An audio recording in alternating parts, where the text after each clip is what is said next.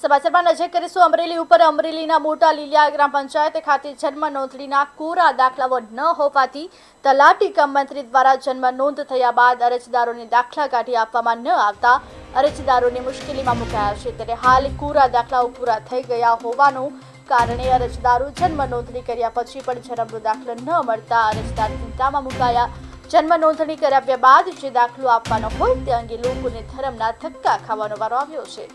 જિલ્લા વહીવટી તંત્ર દ્વારા જન્મ અંગેના દાખલાઓ લીલિયા તાલુકામાં વહેલી તકે ફાળવણી કરવામાં આવે તેવી લોકો દ્વારા માંગ કરવામાં આવી રહી છે।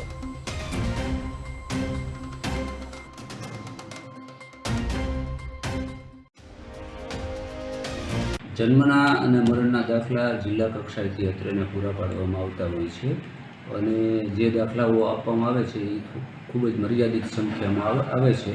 આ બાબતે જિલ્લા કક્ષાએ અમે લેખિત પત્ર પણ પાઠવી દીધું છે અને વાર્ષિક જરૂરિયાત મુજબ જે તે ગ્રામ પંચાયતને દાખલા મળે તેવી રજૂઆતો પણ કરેલ છે। આ બાબતે જિલ્લા કક્ષાએ સંપર્ક સાધતા પોઝિટિવ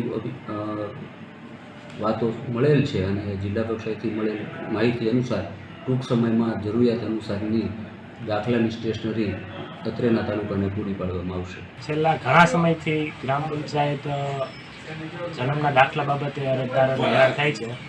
તે બાબતે આપણે તાલુકા વિકાસ અધિકારી સાહેબને રજૂઆત કરેલ છે। ટૂંક સમયમાં દાખલા આવી જશે એવી સાહેબ દ્વારા સાંત્વના આપવામાં આવે છે।